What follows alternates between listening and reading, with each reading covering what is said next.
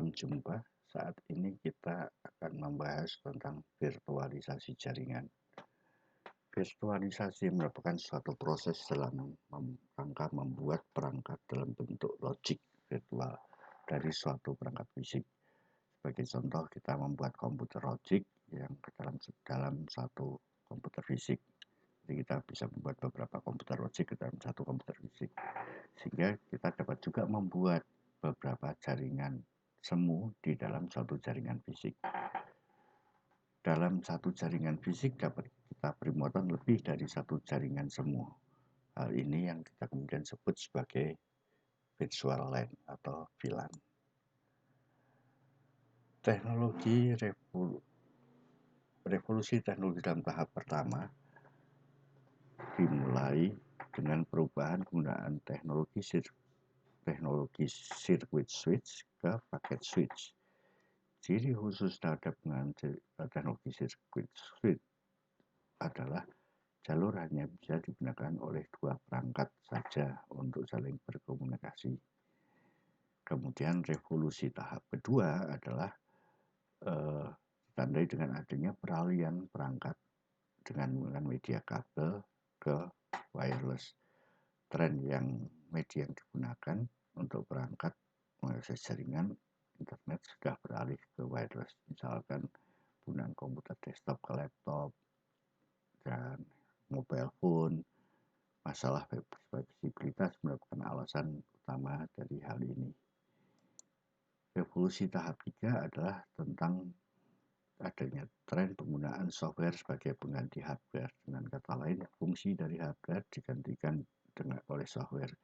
Sebagai contoh, dalam dunia jaringan terdapat perangkat router atau switch yang menghubungkan antar komputer. Fungsi dari kedua perangkat tersebut sebenarnya berbasiskan hardware. Sekarang menggunakan software dan penggunaan perangkat berbasiskan media wireless. Oke.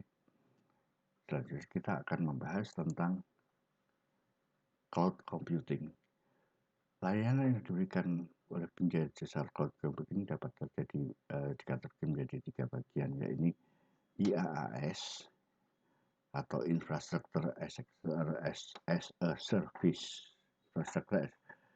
Jadi di mana penyedia jasa cloud computing menyediakan hard disk, virtual memory, CPU, RAM, dan network. Nah, kemudian berikutnya hal ini pada komposisi ini pengguna banyak mengerjakan secara teknis. Apabila pengguna tidak mempunyai sumber daya manusia untuk maka dapat memudahkan pekerjaannya dengan merubahnya menjadi PaaS, Platform as a Service. Jadi di sini pengguna sudah tidak lagi mengurusin hardware yang virtual, tapi sudah tinggal fungsionalnya, sistem operasi, database server, web server. Jadi sesuai dengan layanan yang akan digunakan oleh si pengguna. Jadi dia menyewa platform dan sistem operasinya dia pasang sendiri dan akan dia fungsikan seperti apa tanpa dia harus mengatur hardware, virtual memory, RAM, dan sebagainya. Atau yang terakhir adalah software as a service. Jadi kita tinggal menggunakan fungsi-fungsi yang telah disediakan, misalkan mail, kita pakai Gmail atau Microsoft Mail, OneDrive, Google Drive untuk storage-nya, Dropbox, dan berbagainya. Jadi masing-masing kategori mempunyai fungsi sendiri yang memberikan layanan pada user pengguna. Oke, berikutnya kalau kita lihat dari yang kita bahas tadi itu terdapat 4 kelompok. Kelompok pertama adalah model klasik. Model klasik adalah network, storage, hardware server, virtualisasi, operating system, database, dan aplikasi semua dikelola oleh pengguna. Sedangkan berikutnya adalah yang IaaS, itu adalah sebagian digunakan dioperasikan oleh penyedia jasa. Misalkan IaaS itu network storage, hardware storage, dan virtualisasi itu dioperasikan oleh penyedia jasa cloud.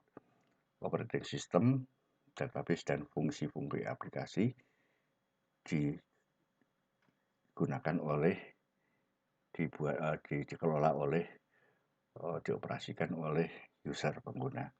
Sedangkan yang PaaS, Platform as Service, itu sehingga database itu dioperasikan oleh penyedia jasa cloud. Hanya aplikasi yang disediakan oleh sendiri. Sedangkan SaaS adalah service as system as service, hingga level tingkat aplikasi itu disediakan oleh penyedia jasa cloud. Itu yang jenis-jenis cloud computing yang ada pada saat ini. Oke, saya rasa sekian pembahasan kita di modul 2. Selamat belajar, sampai jumpa di modul ketiga. Terima kasih.